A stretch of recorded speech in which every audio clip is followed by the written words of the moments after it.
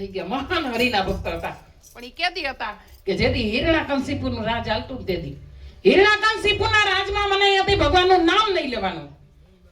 છાની છાની ભક્તિ કરે રે શ્રીબાઈજી, ભગવાનનું નામ નહીં લેવાનું. જ્યાં હોય ત્યાં હિરણ્યકશિપુનો ફોટો એના લગાવવાનો, બેનર એનું લગાડવાનું. માળા જપો તો હિરણ્યકશિપુની જપવાની.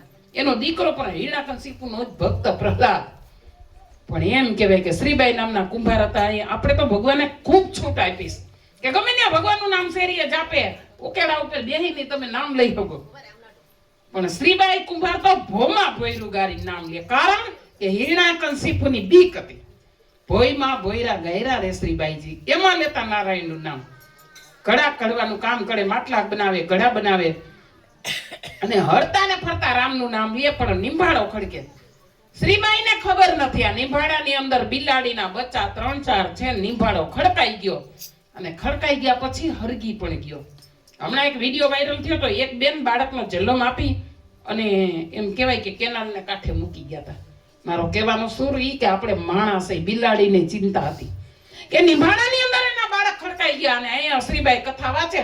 બિલાડી શું કરે? શ્રીબાઈને ખબર પડી ગઈ બિલાડીની શું કથા છે. તમારા વાઇબ્રેશન એવા હોય જેને ખબર પડી જાય તેથી ક્યાં મોબાઈલ હતો એટલે કીધું કે હરતી ને ફરતી બિલાડી કડવડતી, હરતી ને ફરતી બિલાડી કડવડતી, બાળામાં બિલાડીના બાળ સીતારામ રામ, બાળામાં બિલાડીના બાળ સીતારામ રામ, આંખે વેતી આંસુડાની ધાર સીતારામ રામ, આંખે વેતી આંસુડાની ધાર સીતારામ રામ. શ્રીબાઈ કહે તું છાની રે બિલાડી, શ્રીબાઈ કહે તું છાની રે બિલાડી, તારા બદલા બચાવે ભગવાન સીતારામ રામ, બદલા બચાવે ભગવાન સીતારામ રામ, બદલા બચાવે ભગવાન સીતારામ રામ, બદલા બચાવે ભગવાન સીતારામ રામ. શ્રીબાઈને ખબર પડી ગઈ બિલાડી નિંભાળા હમું જોવે, શ્રીબાઈ હમું જોવે, નિંભાળા હમું જોવે, શ્રીબાઈ હમું જોવે.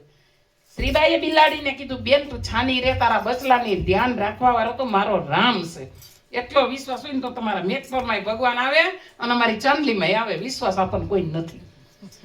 નિંભાળામાં આગ મૂકી દીધી છે, નિંભાળો વિખાય નહીં. તું બેસ છાનમુની, તારા બચા ભગવાન બચાવશે. તું કથા સાંભળ. પ્રહલાદ ની હિરણ્યકશિપુના પ્રહલાદ ભક્ત હતા. પણ આ જેમ કહેવાય કે આ બેની વાત સાંભળે છે, બિલાડીની અને શ્રીબાઈની. નાનો એવો માણસ આપણો ગુરુ બની જાય. એવું ન હોય કે પીળા ધોતિયા પહેર્યા હોય, ડોકમાં 4-5 રુદ્રાક્ષની માળા બેની હોય, પહેરી હોય, એ જ ગુરુ બની શકે. ગમે એ માણસ ગુરુ બની શકે.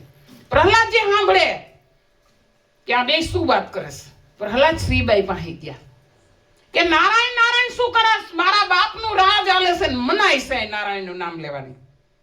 ને શ્રીબાઈ કહે છે કે મનાય તો છે જ, એ વાત સાચી છે, પણ આ બિલાડી રોવે છે. એ બિલાડીના બચ્ચા નિંભાળામાં ખડકાઈ ગયા છે. તમારા બાપુજીને કયો એ બચ્ચા બસાવી દે ને એટલે હું એની માળા જપો. તમારા બાપુજીની વાત કરો. પ્રહલાદને છોકર બુદ્ધિ, એને એમ કીધું કે તો મારા બાપુજીથી મોટું કોઈ છે દુનિયામાં? ને શ્રીબાઈને મોકો મળી ગયો કે હા છે. કે કોણ? કે નારાયણ. ઈ કોણ? કે હાલ નિંભાળો ખોલું. એટલે તૈયાર પ્રહલાદ કહે છે શ્રીબાઈને કે અમવાય વિના નિભજો ખોલે તો તને હિરણ્યકંસની હણ. હવારે હું આવું ને પછી નિંભાળો ખુલવો છે, ત્યાં સુધી નિંભાળો ન ખુલવો છે. મને ખબર પડે કેવો નારાયણ છે. અને એમ કહેવાય કે સવાર થયું ને રાજા પ્રહલાદ આવ્યા, સવાર થયું ને રાજા પ્રહલાદ આવ્યા, સોનલા કોદારીને રૂપલાનો પાવડો, સોનલા કોદારીને રૂપલાનો પાવડો, ઓ નીભ ખોલે છે શ્રીબાઈ સીતારામ રામ, નીભ ખોલે છે શ્રીબાઈ સીતારામ રામ. એ આંખોની ભાડો પાકી ગયો છે, આંખોની ભાડો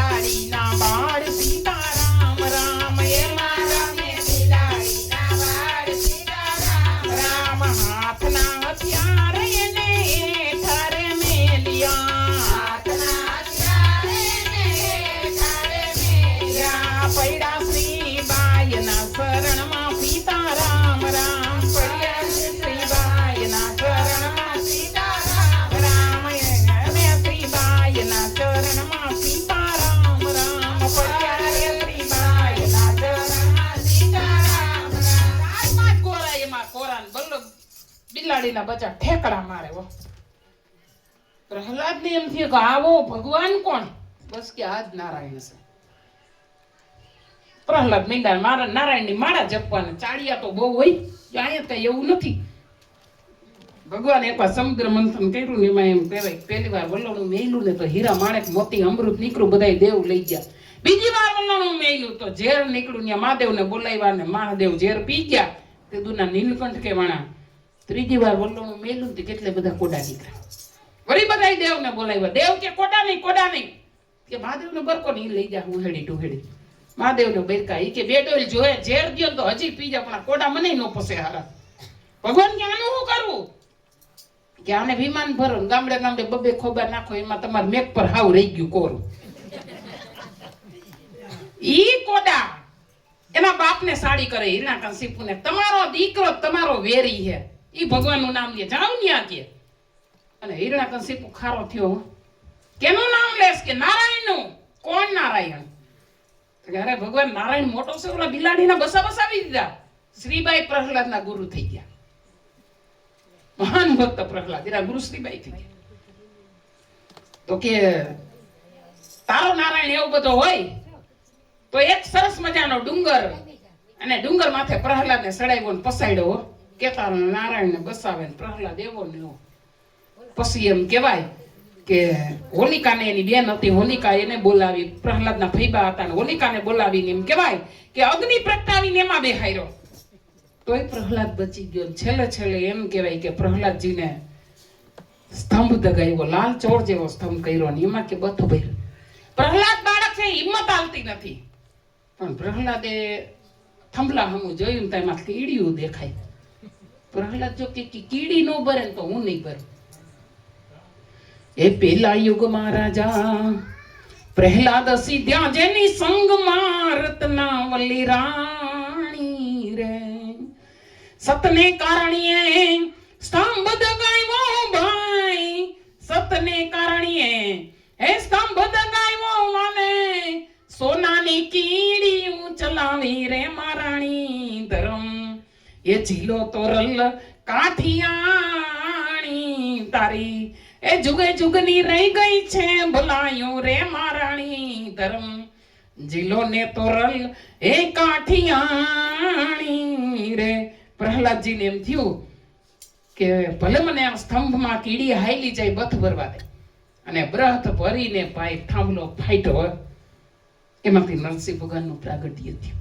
એટલે કીધું કે આજે રે જે સાલની ઘરે સંત